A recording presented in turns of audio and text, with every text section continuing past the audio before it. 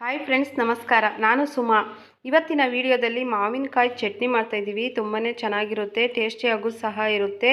ಹಾಗೆ ಫ್ರೆಂಡ್ಸ್, ನಮ್ಮ ಚಾನಲನ್ನು ಸಬ್ಸ್ಕ್ರೈಬ್ ಮಾಡ್ಕೊಳ್ಳಿ, ಪಕ್ಕದಲ್ಲಿರುವಂಥ ಬೆಲ್ಲೈಕನನ್ನು ಕ್ಲಿಕ್ ಮಾಡಿ ಹಾಲಂತ ಸೆಲೆಕ್ಟ್ ಕೊಡಿ. ನಾವು ಹಾಕೋ ವಿಡಿಯೋ ಮೊದಲು ನಿಮಗೆ ಬರುತ್ತೆ.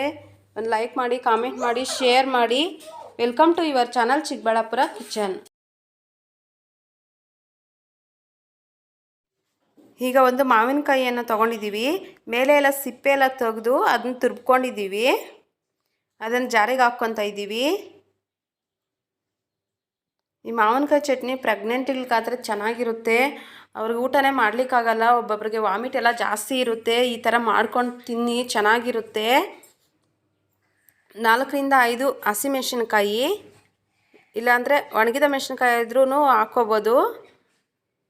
ಸ್ವಲ್ಪ ಫ್ರೈ ಮಾಡಿಕೊಂಡು ಒಣಮೆಣಸಿನ್ಕಾಯಿನ, ಹಸಿ ಬೆಳ್ಳುಳ್ಳಿ ಒಂದು 4-5 ಎಸಳು ಹಾಕ್ಕೊತಾ ಇದ್ದೀನಿ. ಧನಿಯಾ ಸೊಪ್ಪು ಸ್ವಲ್ಪ, ರುಚಿಗೆ ತಕ್ಕಷ್ಟು ಉಪ್ಪು,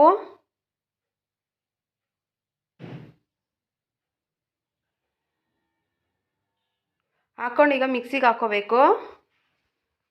ಮಿಕ್ಸಿಗೆ ಹಾಕ್ಕೊಂಡಿದ್ದೀನಿ.